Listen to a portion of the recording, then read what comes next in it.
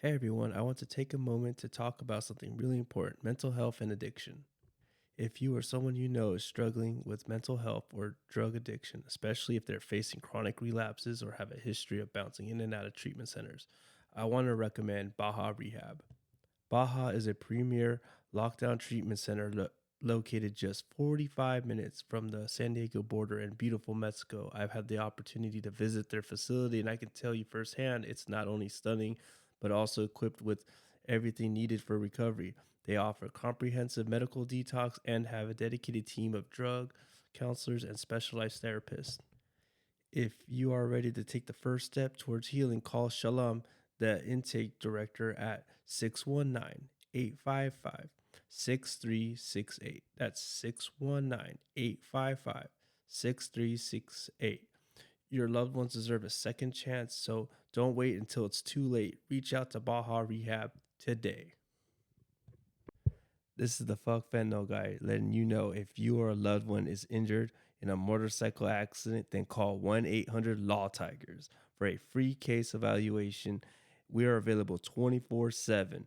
That's 1-800-Lawtigers, with over $1.5 billion recovered in verdicts and settlements. Nobody got your back more than Lawtigers.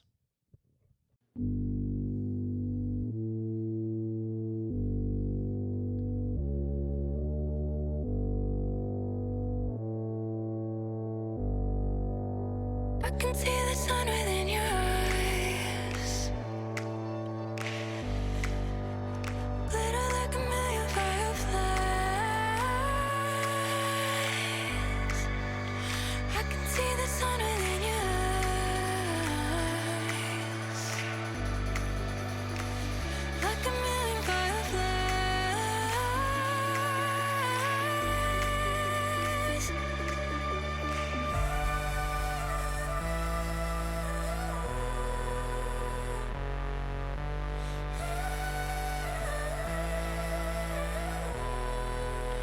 I can see the sun within your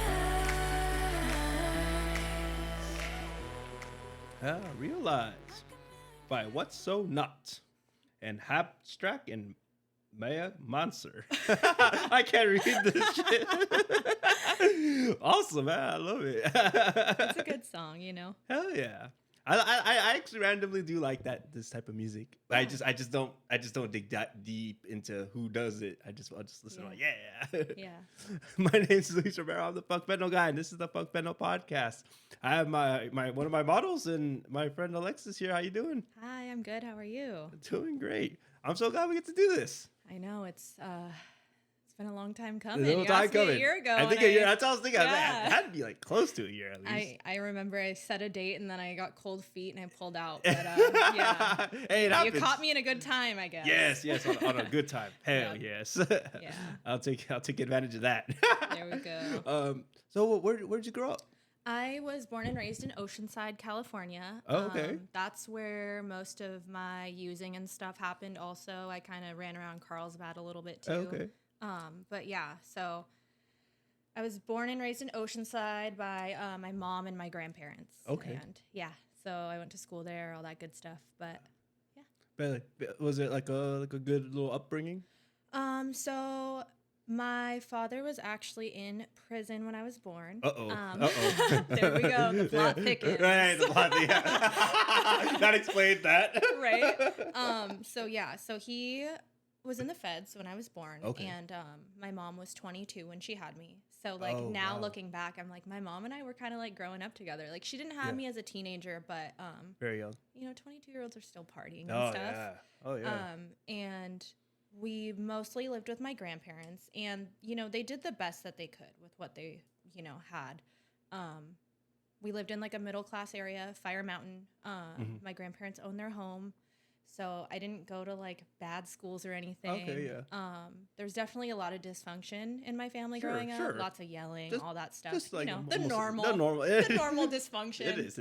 Everyone has their things, you Right. know. But yeah, my mom definitely did the best that she could, being a single mother, being Right.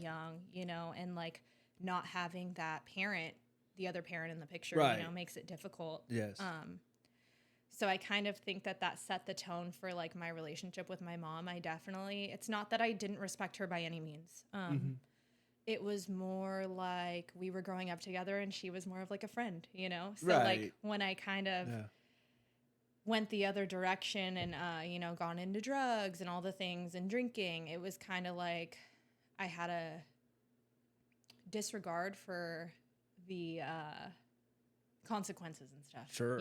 I kind of just did my own thing. Did I you guess you your thing? could say. Yeah. I feel that. Yeah. I feel that. Yeah. So things were kind of stable growing up. There was a situation that went down within my family and it kind of divided the family. For sure. So my grandfather was never really around anymore. He moved away. Okay. So it was just me, my grandma, and my mom. And my dad kind of bounced in and out of my life. He's not an addict, but he was in the lifestyle for sure. For sure, yeah. And we didn't really have a great relationship growing up. Like he didn't really like know me, because we didn't really spend very much time together. Like we did here and there, but it was never consistent. Was he like in and out a lot, or was it just not in and out a lot, more like my mom. I mean, there was never a custody agreement through court, but he was just not really present. Right. There wasn't really any excuse, he wasn't around, so we didn't really have a relationship. We would go to lunch every couple months or something, but it was never. Yeah. I didn't really see him as like my dad. My grandfather is like, that's my father figure. He took the part. He definitely did. He stepped into that role, and he still does it to this day. Yeah, he's super special to me. That's awesome. Yeah. And how old were you when you started partying and doing like drugs and alcohol and all that? So it's funny. I always talk, like when I share my story, I always talk about like the behaviors presenting themselves before I picked That's up where a it drug. starts. And I remember like always being kind of like sneaky, a little bit sneaky. Like I would like lie about weird stuff. Like my mom would be so pissed at me, dude, because like she would like make me lunch, which like most kids, parents, like some kids don't have their parents to make them lunch, and I would like throw it away at school or something, like weird stuff, like just and lie about like random stuff. Like it was just so weird. So like, did you want the attention maybe? I think it was attention seeking or whatever, like I always had this like deep need for validation because I didn't have my dad, so it was like kind of like acting out maybe to get attention, but also like, I don't know, like it manifested in such strange ways, like just the lying, like the sneaky behavior, the things we do as addicts. But for sure, that's like where it always starts, though. Exactly. But I started like, I mean, it is a drug. It's a drug. What was it? But I can vividly remember like around 10, 11 years old, and like I had this friend who was like into like huffing and like dust off, like computer cleaner and stuff. That's some stuff right there. So I was like huffing dust off at the age of like 11, like when I should have been playing with like Barbies still, you know what I mean? No, you're good. That's my phone. But yeah, so man, that's pretty wild. It's like a pretty intense. It's gnarly, dude. Like you kill brain cells faster than I want to say any. I mean, I'm not like I don't know statistics, but I want to say you kill brain cells like faster than majority of other drugs. Right. So yeah, I was just out there killing brain cells at the age of 11. Oh man, what a great start. And then it just went from there. Man. It was little sips of alcohol that I would steal and like. I mean, cigarettes. I was 11, so like smoking cigarettes is kind of a big deal, Like I would like smoke the refries in the ashtray, like my mom's Marlboro Lights. Oh, fuck, dude. Smoke her refries. My mom's gonna listen to this podcast and be like, "You little bitch! I can't believe you." That's what happened to them. I'm sure she never forgot. And then it was like smoking weed out of like an apple or a soda can in like middle school. Like all the things. Did that? Yeah, like my disease just it just progressed, So like, I mean, I guess like my first time with like hard drugs, so to speak, which it was like freshman year of high school, and I remember I was like at this party and my friend and I did coke, and our other friend was there, and she like was so upset about it. And like, granted, like we drank really heavily because I was 14 my freshman year of high school. I graduated when I was 17, so I was like a young freshman. Oh, sure, yeah. But yeah, I remember like we were all drunk and she started crying because she found out we did like lines of coke off the dryer in like the garage at the house party we were at. But like that was like my first time like using a hard drug, and then it, you know, it progressed to the party drugs because I hung out with a lot of guys that were older because I was so mature. You know? I was so mature. I'm sure I was you were. so mature. I'm sure you know, you all were. these grown men wanted to hang out with me and my 15-year-old friends and 14-year-old friends. Yeah, and do drugs. They were all drug dealers, and Right. you know, we experimented with like ecstasy and all the party drugs and ketamine because all these guys that we would hang out with were like really big in the rave scene. So that's what I was about to touch on. Yeah. You probably went to some raves. You know, actually, I was such a drug addict that I never made it to the raves. No, I didn't do the fun stuff. I didn't do the fun stuff. I went straight to the trap house after that. You know, man, you skipped the fun part of it all. Yeah, Could been dancing to the techno music. Right? I mean, I would do it in a trap house. I was dancing. Where it's sad. Yeah, just miserable. But yeah, so like my disease really progressed, and you know, I got introduced to meth when I was in high school by a friend of mine's mom. Actually, she a lot of us would call her mom, and a couple of my friends probably from back then are going to listen to this podcast and know exactly who I'm talking about. But we called her mom, and she was on meth for many years before that. But there was me and a couple of my friends that would like sneak downstairs when everyone was like rolling or doing acid and having fun, you know, and we would sneak downstairs and go do lines of meth with her. And like, yeah, I was like 15 at the time. Ooh, wow. 14, 15. Wow. And yeah, I don't know, but I felt so cool because I was like, oh my God, I'm her favorite. Like she would like take me to the liquor store and buy me a pack of cigarettes. Cool. You know, she's like, oh, I just love you. You're great. You know, she'd like treat me like I was her daughter or whatever.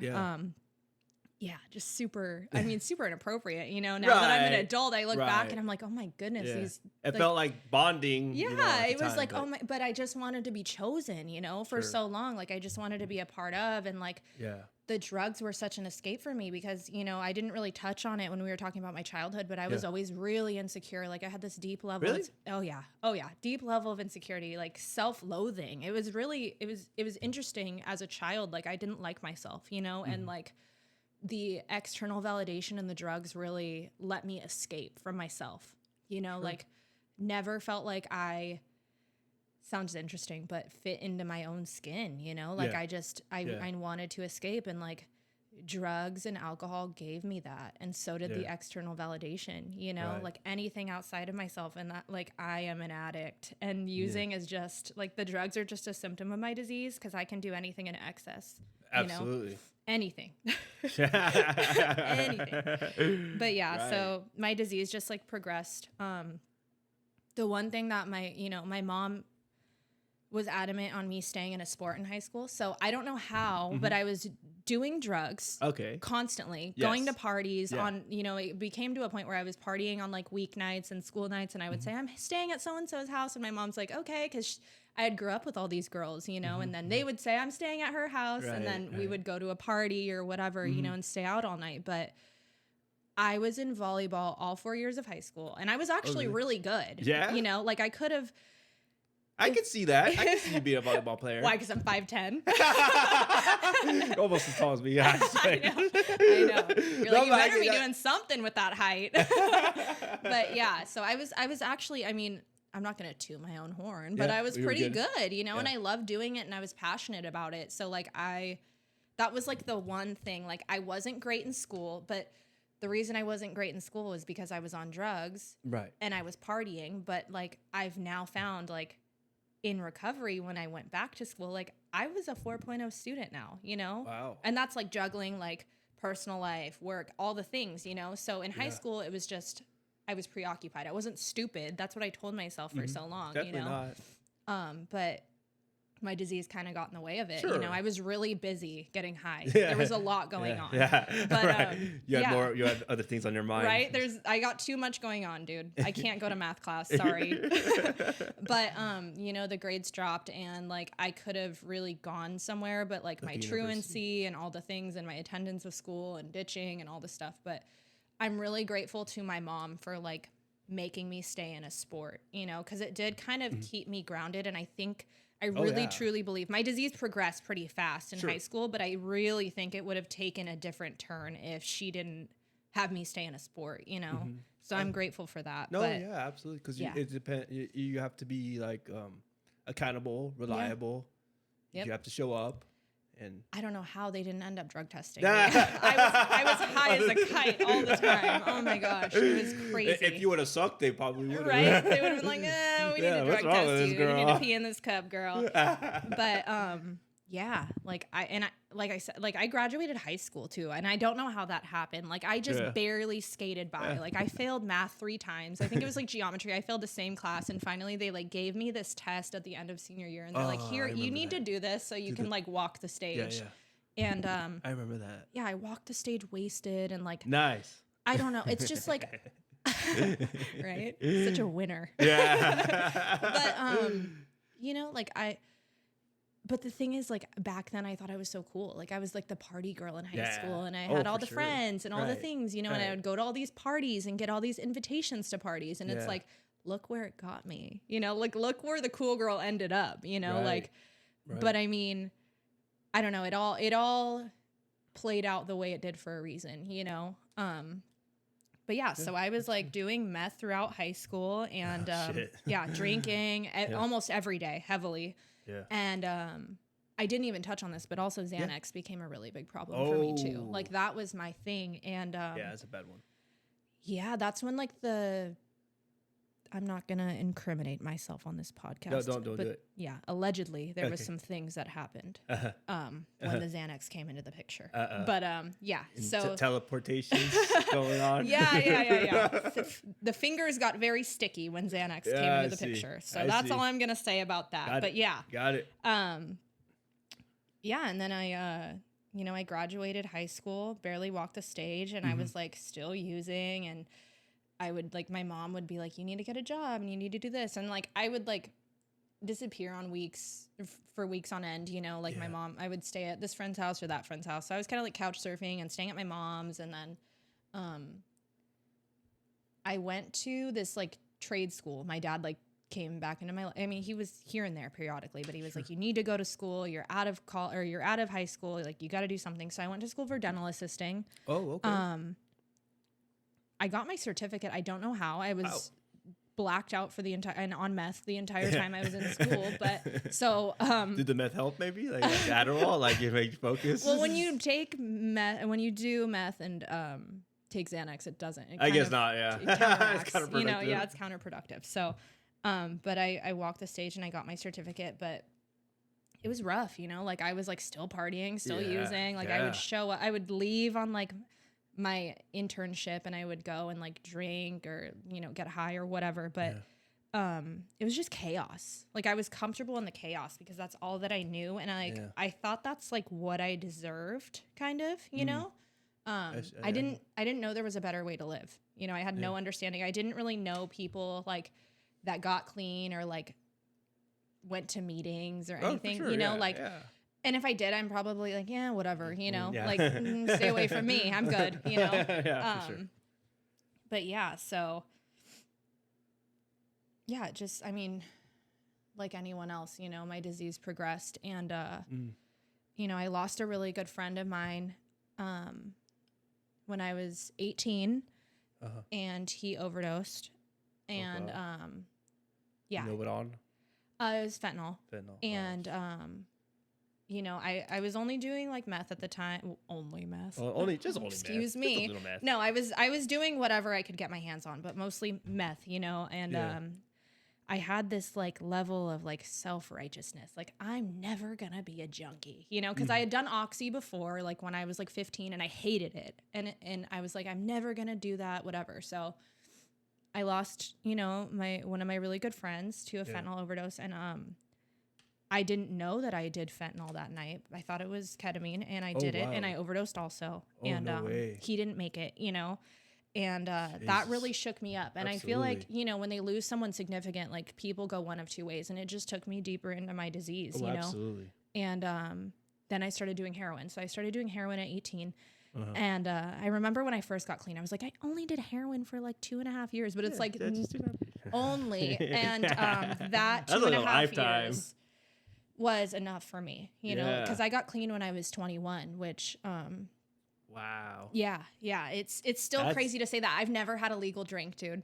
I've never had a legal drink. Me too. Never had a legal drink. I got clean when I was 22, but I became such a gnarly fucking heroin addict that I couldn't enjoy alcohol anymore. Yeah, no. I had other things to worry about. Yeah, you know, like yeah. I need to make sure I get my next fix Right. because if I get dope sick, no one's having fun. No. It's not going to be a good time for anyone ever. So yeah, like when I got into heroin, that really, you know, my disease really took off, and I started doing things that went completely against my moral compass. You know, it was just anything that I could do, finding ways and means to get more, you know, like I had all these like, I'm never going to do this. I'm never going to do that. I'm never going to use a needle. And it's like all of my yets became my reality. You know, like I thought I was better than everyone, or at least I'm not like them. At least I'm not doing this, or at least I'm not doing that, you know? Totally. And, you know, like my mom saw my disease progressing and she was like, you need to go to rehab. So I went to detox. Well, before that, so I tried to kick on my own. Ooh.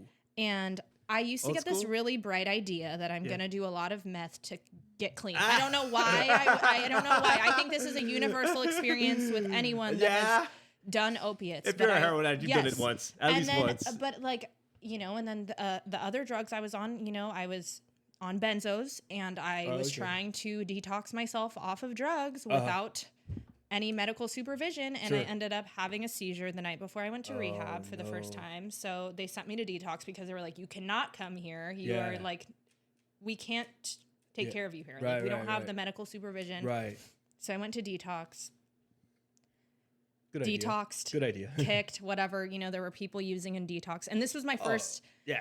like rehab experience, and like I'm like, oh my god, these people are doing fentanyl in here, like wow, this is crazy, like don't they you know what I mean, like I was just like oh my god, this is so detoxes insane. were gnarly. They really are. And this was 2017. Okay. So it was different, you know, like it was a little bit different. It wasn't like Medi-Cal funded and stuff. That's what I was thinking. Maybe it Yeah. was like, because I remember there used to be a detox in downtown, the VOA. Yeah.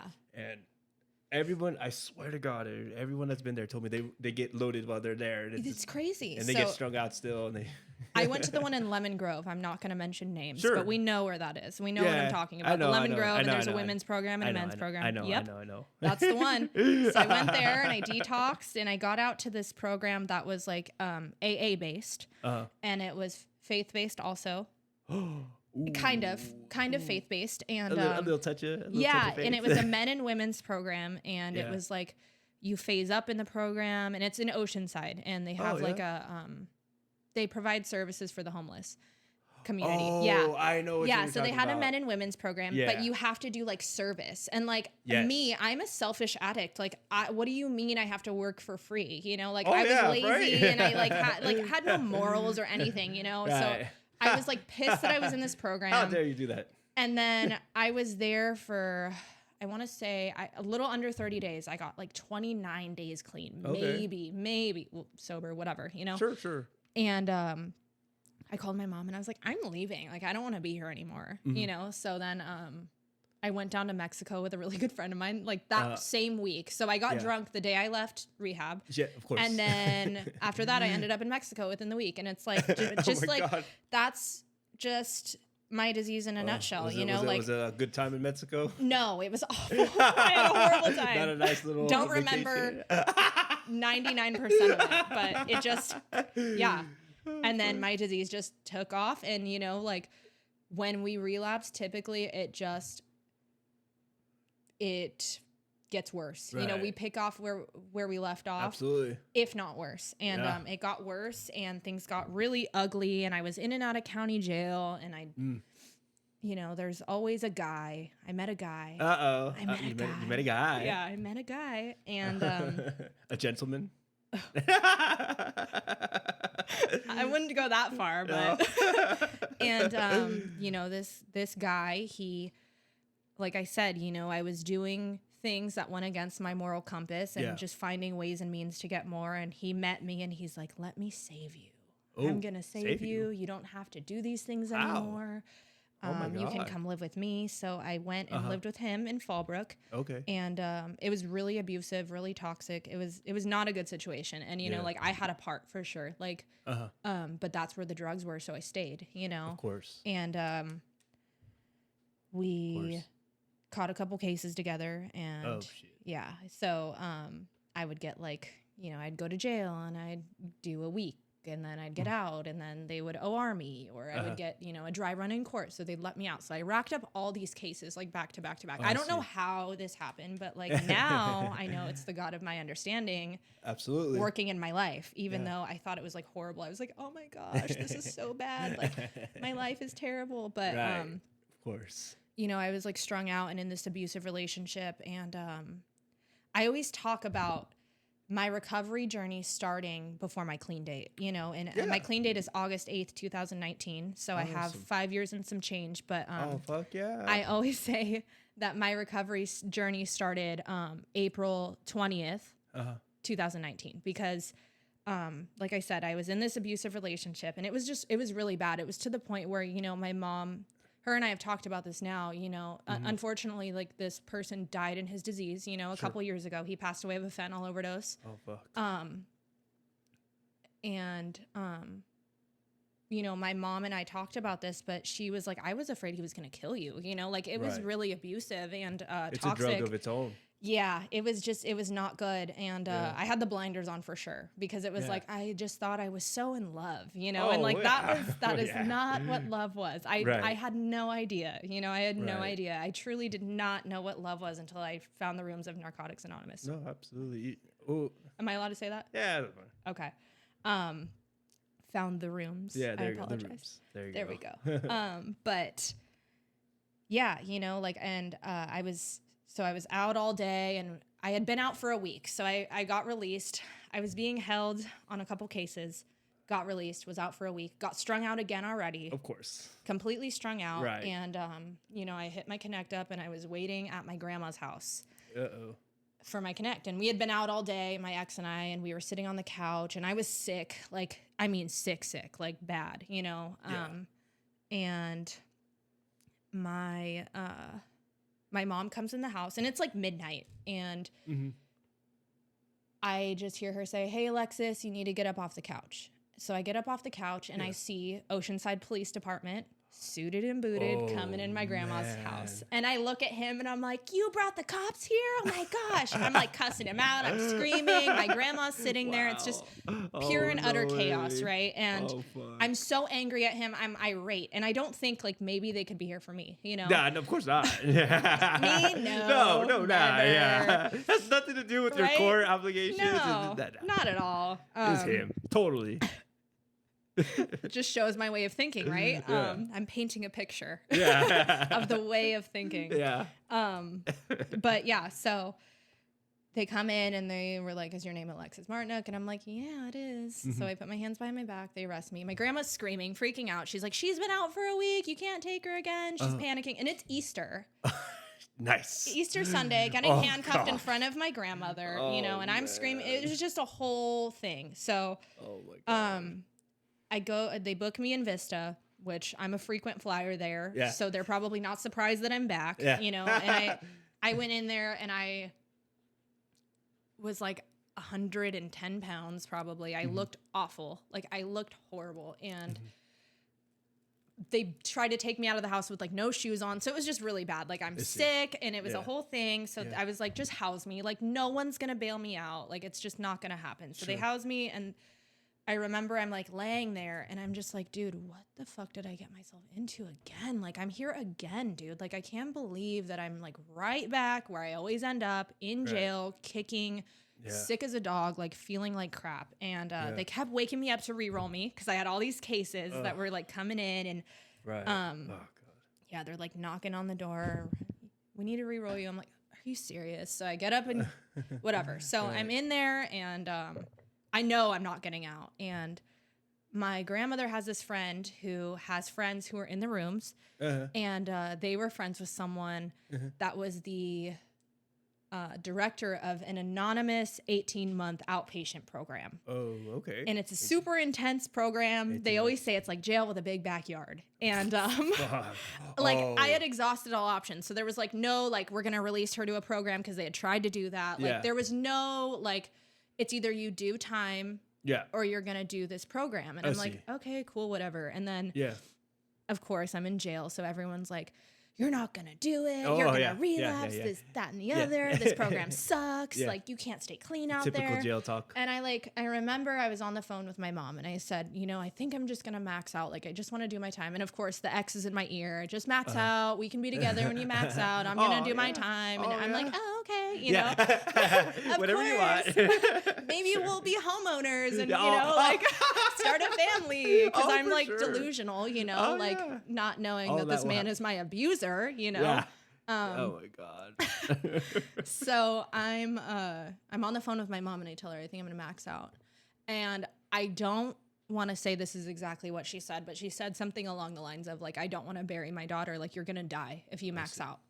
And I don't know, that was like my moment of clarity. You know, I share that when I share my story, I always share that moment because it sticks with me now, because absolutely, I think that was the first time in my life that I was like, fuck, my actions affect other people, you know, because I always thought it was like, oh, it's my choice, it's just me, like nobody cares, you know, like just I was so selfish, self-centered, and narrow-minded. Like, my actions don't affect anybody, but like they affect everyone around me, you know. Absolutely. Any person that loves me, any person that has like come across me, my actions affect them. And I ended up signing for that program. I didn't stay clean in jail. Oh no. Didn't stay clean in jail. Got out, was taking dirty tokens in meetings because I didn't know better, you know, like, and I share all like the mess in recovery for the people that like got clean young too, because like I want you to know that like we don't do everything perfect. You know, like I didn't do everything perfect. Like I didn't want to be clean. I didn't want to work the steps. I didn't want to get a sponsor. I hated the concept of a higher power. I didn't understand it, you know? And so I got out. I was out for, I want to say 2 weeks, and taking dirty tokens, whatever, going to meetings. You know, I had a couple friends from the streets that were in the program with me. So like I had those ties, you know, and they were clean and they were doing the deal. And, you know, like, and then it was August 7th. It was 2 days after my 21st birthday, and I didn't drink or anything, but, I hung out with this person who, whenever I would try to get clean or stay clean after jail or whatever, I would hang out with this person and I would end up using. And I ended up using meth. And then I was like crawling out of my skin. I'm like, I can't do this. So I called another woman that was in that program with me and I was like, hey, dude, like I relapsed. Like, I don't know what to do. I'm going to go on the run. And mind you, she had just come back from a 30-day like absconding run. And she was like, do not do that. I'm gonna pick you up. Where are you? So I like ran up the street from my sober living because I was like, don't test me. Like I was like spun out and just out of my mind. And I'm like, oh my God, here I am again. You know, like I was just so mad at myself. Like I was like, I can't believe I'm doing this again. Like just stuck in that cycle, you know, like I didn't know how to get out of it. Like I truly didn't know, because I'm an addict and I like to use and I don't want to feel my feelings, and I was uncomfortable being clean and I didn't know how to live and be clean, you know? So she picked me up and I was like, I'm only turning myself in if I get some heroin. And she's like, are you serious right now? And that's her drug of choice. And this just like highlights how selfish I was, like as well, not even a newcomer. I was a using addict. So using addict, sure. You know, sorry, I need water. No, go ahead. No worries. And so she takes me and we meet up with someone that we both know from our disease, because the using world is small. We all know each other one way or another indirectly. Oh, for sure. And I picked up a gram of heroin and I did it. And she made me turn myself in. She was like, we are going to the center. I'm dropping you off there and you are turning yourself in. So I turned myself in. My last day using was not glorious. It wasn't like the big, like, oh my gosh, you know, my last day using, I got my last fix. Like, it wasn't fun. It wasn't fun.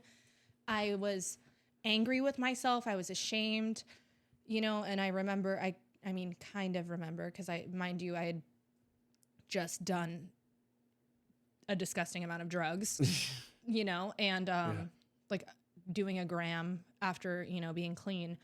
And I called my mom from holding, and she's like, again, Right. really? And I'm Right. like, I'm sorry, you know, I'm gonna change, you know, the whole thing. Of Like, course. I'm gonna change, I'm gonna do things different, all right. the things, and just like selling lies. And I just like, Right.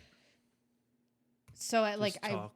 it's just, Just talk. Yeah. just the whole thing, you know, like I would always just be like, I'm gonna do things different and all the things, and it's just Yeah. bullshit, you know. Right.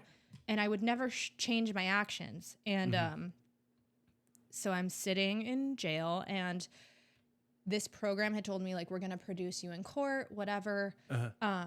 So I remember I think they transported me from Las Colinas to Vista on like a Sunday or something. And they were like, roll it up, whatever. So Yeah. they're like going to release me, and I'm like, what is happening? Like, why am I getting released so fast? Like, maybe they're gonna let me like go back to the program. Like, I don't know, that's cool, you know, like maybe I get another chance to go to sober living. Right. And the front desk woman, Yeah. I love her. She's great. She no longer works for that program, but that woman like really saved my life. You know, she's one of like the pillars in my story. But she goes, were you on any psych meds? We need to know like if you were on medication, because we're taking you to this anonymous behavior modification program in Golden Hills. I'm not going to say the name. I know it is. But they're going to need your medication. And I looked at her and I was like, can they bring me back upstairs to my cell? Because I'm not going there. Like, I am not going there. Yeah. No way. So I'll stay here. Thank you. and then so my friend had my friend that like I had used in front of, she had my phone, she had my purse, all the things. So I was like, well, I want to go pick up my phone. And she's like, nope, you don't need your phone. You're going to this program. Like, I'm dropping you off there. That's where you're going. She is kind of right. You don't need So your then phone there. Right. You do not need your phone there. No, you don't. So she brings me there, and I'm like telling her, I'm like, I'm going to jump out of this car. So dramatic. Yeah, I'm going to jump yeah. out of this car, all these things. And so I get dropped off at that program, and that is where my journey started, was at that program in Golden Hills. Awesome. I got released to that program. I don't know how I remember these dates. They're just significant, but August 20th, 2019. So I did like a little like 12-day violation. 12-day flash. It was, but so the bed, and this is how my higher power works, right? So the bed was supposed to go to another girl in the program, but the director was like, I want to give it to you. Wow. For whatever reason, like, I'm giving you the bed to this program. And I'm like, so ungrateful. I'm going to jump out of the car. I don't want to go there. Like, all these things. So I get there, and I meet like one of my best friends there. And he's been on the podcast before, and he kind of talked about it. But I remember I'm like walking up.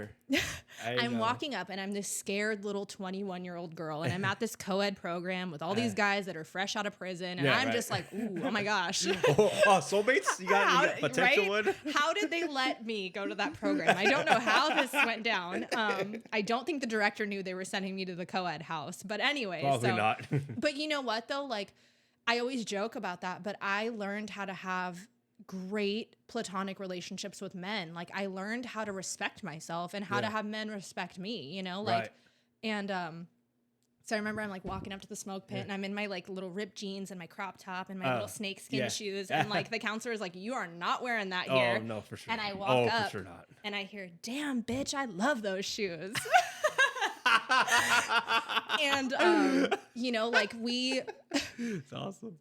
I love him so much, you know, like he's so special to me. He's become a brother to me, and he's going to listen to this and know exactly who I'm talking about. But a lot of people are going to know who I'm talking about. But, you know, like I truly think that my higher power handpicked some people in early recovery, because I needed people to keep me rooted, you know, because I didn't want to be clean. I didn't want to stay at that program. And it was like minute by minute for me. Like I was like, maybe I'll leave after dinner, you know, or maybe I'll leave after encounter group, or maybe that I'll leave. leave. Famous for that. Exactly. Like it was minute by minute. And I, you know, I definitely was not the compliant client, you know, like I got some treatment there, and I had tools.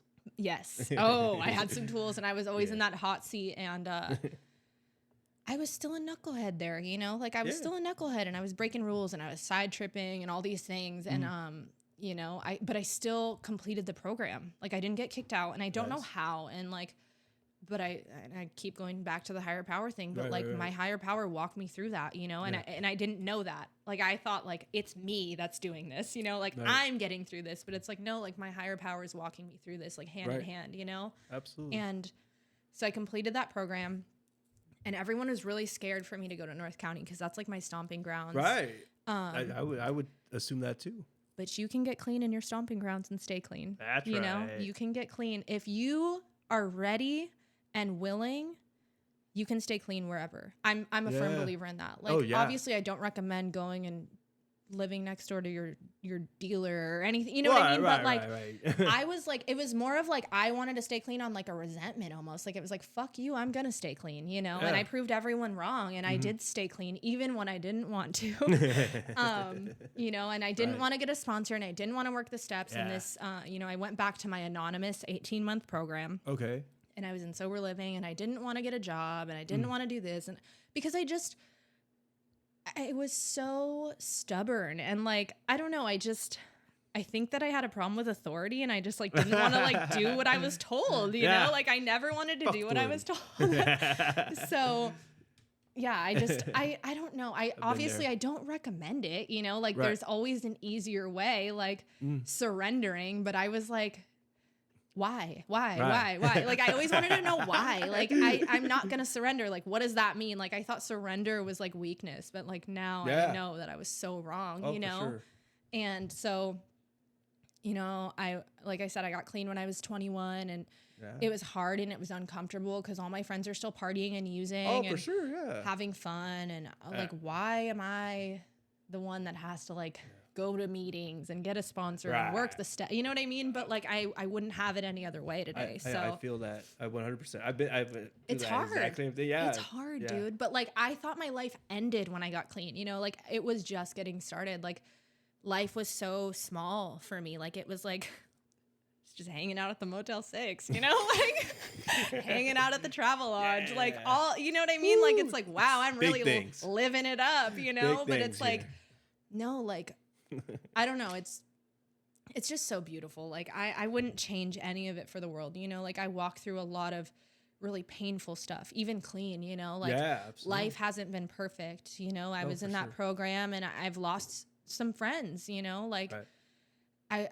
I don't know. I was telling, you know, my fiance the other day, I was like, you know, like the longer that I've stayed, the more people I've lost, you know, and like, Yeah. that's the sad truth. Like, I've That's built true. some deep, beautiful, I mean, like inexplainable, like I can't even describe to you the friendships that I've built, you know, in the rooms, but Yeah. like, I've lost a lot of people that like I love, you know, like Right. that I got clean with. Like, there's only a couple people that I went through that program with that are still alive and clean, you know, like Yeah. a lot of people have died, or they're in prison, or they're in their disease. And it's like, Yeah. No, you're right. it's hard, you know, it sucks. And it's rough, but like, I won't stop loving as deep as I do just because of that, you know, like it Absolutely. makes me want to love people even harder, you Yeah. know, because you just never know. And Yeah. so I graduated that program, Yeah. you know, and I got into a relationship Oh, yeah. in the program. Right off the gate.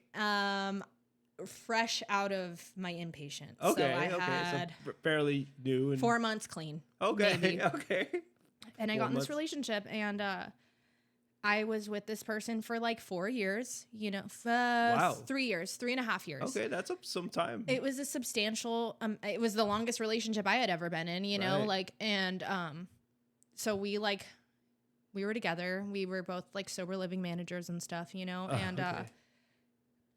the relationship ended, Okay. and it was hard. It was painful, you know, because I didn't Oh, know how yeah. to walk away with grace. Like, I was used to just like Oh, yeah. flipping a Making it match. dramatic. Let's flip the match. Yeah, Let's, yeah, you know, like yeah, yeah. have a screaming match or whatever, Make you a know? big thing. Make a big scene. Yeah, let's make a big scene. Let's tell everyone about it. Let's go on like a smut campaign. But like, I didn't do that, you know? So like, Okay. and it was painful and it was really hard. And Yeah. Absolutely.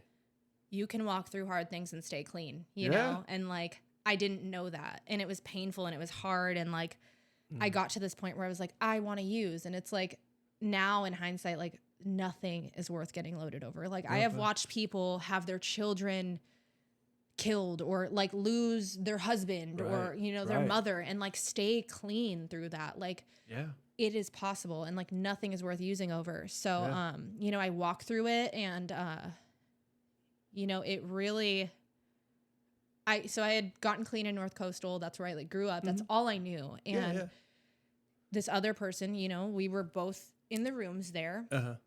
And I made the decision to like come down to the beach area and like go to meetings because I was like, you know what, like there needs to be like a little bit of a separation, you know, like I need to be able to share. You need to be able to share. I don't want you to feel uncomfortable if I'm in a meeting because you have your process. To different meetings while they go.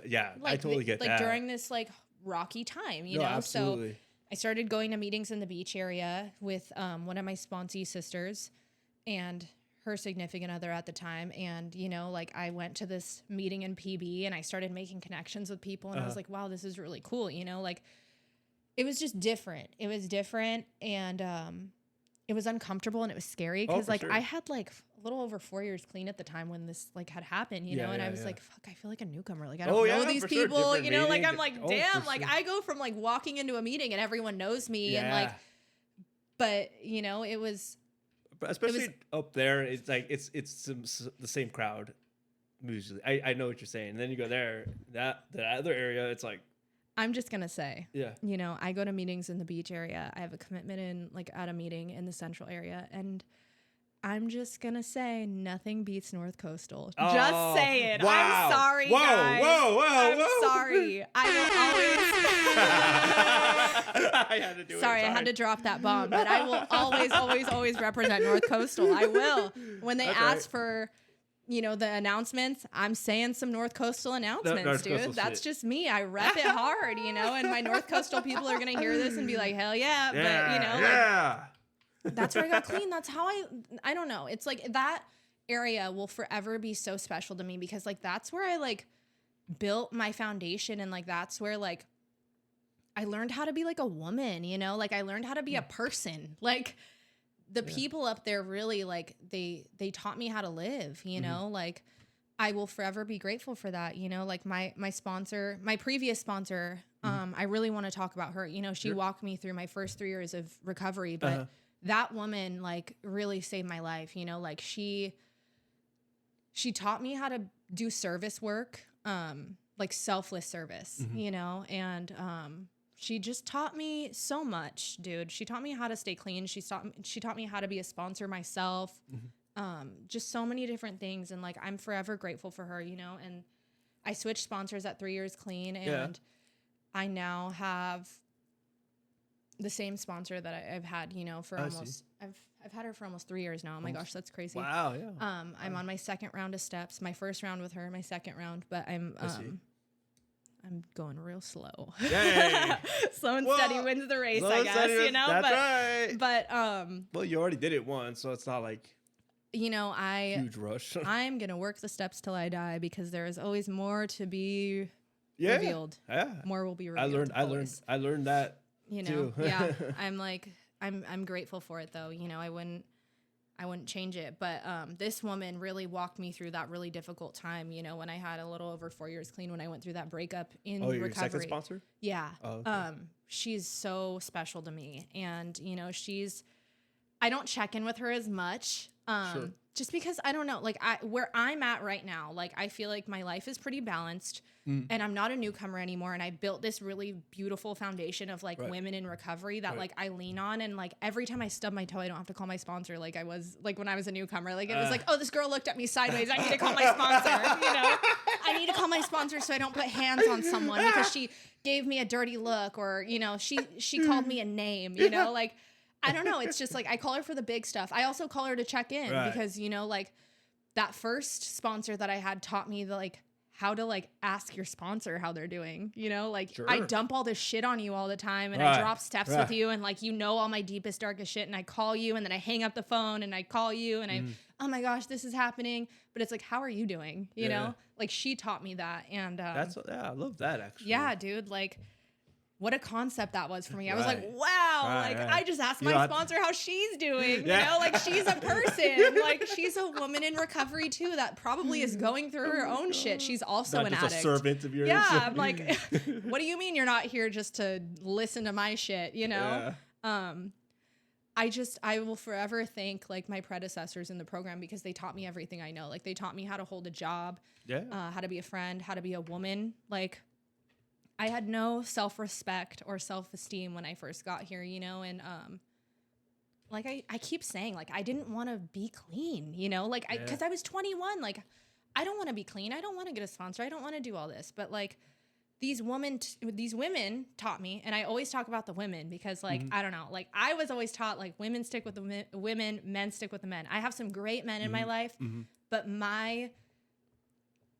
I'm with the women always, you know, like that's where I'm at. Like I think that's good. That's old school. it is. It's old school, and like I don't know, it just like I said, I have some great relationships with men, but like also, especially when there's a new woman in the room, like my responsibility as a woman with, you know, a little over 5 years clean is to welcome the women and the men can welcome the men, you know, like, and like I always say that, you know, and like the women in this program have taught me everything that I know, like seriously, you know, like she's my best friend, you know, and there was this woman who our stories are so parallel. Like we got clean when we were 21, same drugs of choice, grew up in the same area. No shit. She hung out with like the older kids that like, and I hung out with like their younger siblings and stuff and their younger cousins. And like, there's just so many parallels. And like, I didn't even know her till I got clean, you know, and she ended up having the same sponsor as me. That's awesome. And, you know, like we've walked each other through so much life, you know, and like now she's like gonna be in my wedding and like all these things, you know, and like awesome. we build these really beautiful connections in the rooms, you know, and I'm just so grateful for that. Like, you know, I met my significant other in the rooms. Ah, yes. I might know him.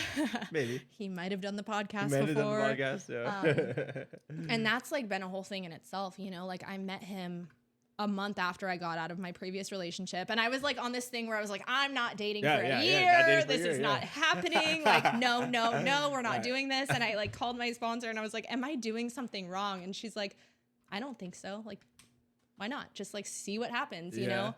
And this relationship is the first relationship that I haven't like self-willed. Like I just like kind of surrendered and I was like, we'll see where this goes. Like turned it over to my higher power. Let's see, you know? And I can honestly say this is like one of the most beautiful experiences I've ever had, you know? Like awesome. He's like, I've had to heal from some past relationship stuff and he's been patient, you know? And like, but also like he is the logic to my emotion. Like I am so emotional and he's like, all right, let's reel it in, you know? Like I see that. He doesn't look the part, but he actually is very logical.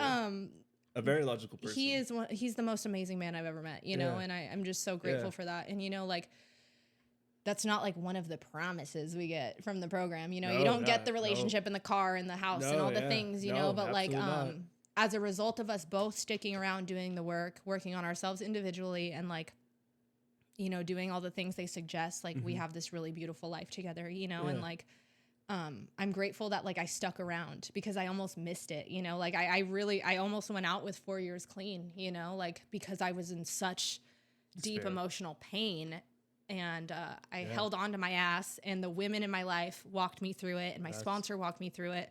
And I was doing really stupid shit too. Like I was hanging out with people that were using and stuff with 4 years clean, you know, and I shared this transparently because like it's my truth. And also like we do stuff we shouldn't do clean. Just because we're clean, we're not perfect, you know, and shit happens. But I knew where I needed to go, you know, like I went to a marathon meeting around Thanksgiving. It was, I want to say 2023.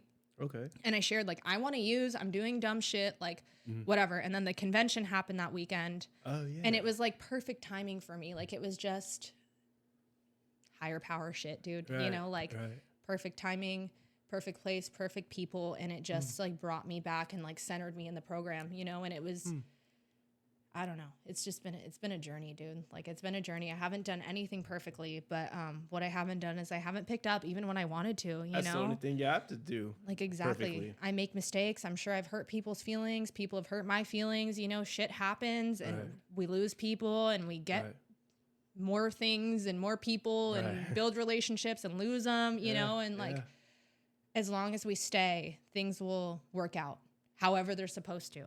Not always the way we want them to. Right. But that part. Honestly, if I got everything that I prayed for, I'd be like, I wouldn't even have everything I have, you know? Like, I just wanted like a little car, maybe a little job. Yeah. That's it, you know? The little things. Very small things.